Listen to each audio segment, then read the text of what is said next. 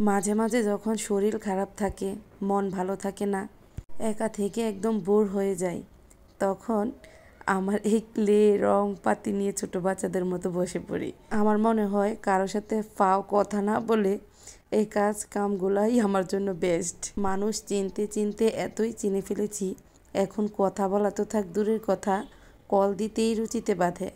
আল্লাহ যে আমার মতো বেহাইয়াকে সেই রুচি দিয়েছে, তার জন্য আলহামদুলিল্লাহ। যাই হোক, আমি আজকে বসে পড়েছি পুরনো কার্টুন দিয়ে কিছু একটা বানানোর উদ্দেশ্যে, কিন্তু বলবো না কি বানাচ্ছি, কারণ যেটা বানাতে চাচ্ছি সেটাতে যদি সাকসেস না হয় তাহলে বলে লাভ নেই।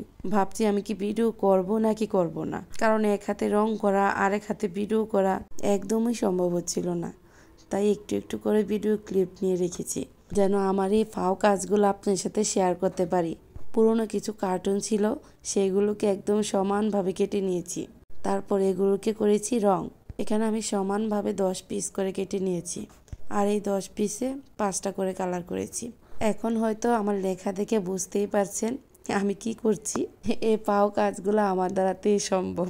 বাচ্চাদের ক্লে, রং, এগুলো সব আমার কাছে থাকে। যখনই দেখি যে আমার ভালো লাগছে না, তখনই এগুলো নিয়ে বসে পড়ি। এত মনোযোগ দিয়ে করার পরেও একটা ভুল হয়েই গেছে, আর আমি করব ভুল হবে না সেটা তো সম্ভব না। এই যে ওয়েলকাম টুর সাথে মাই লিখতে ভুলে গিয়েছি।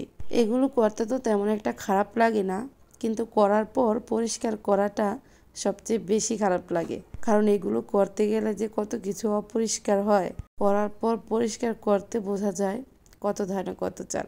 তো এই জায়গাটাতে আমি ছোট ছোট করে গোলাপ ফুল এঁকে নিচ্ছি। তেমন একটা পারি না, তারপরও নিজের মনের মতো করে এঁকে নিচ্ছি। আসলে ইচ্ছা থাকলে সবাই সব কিছু পারে, ইচ্ছে না থাকলে আপনি কোনো কিছুই করতে পারবেন না।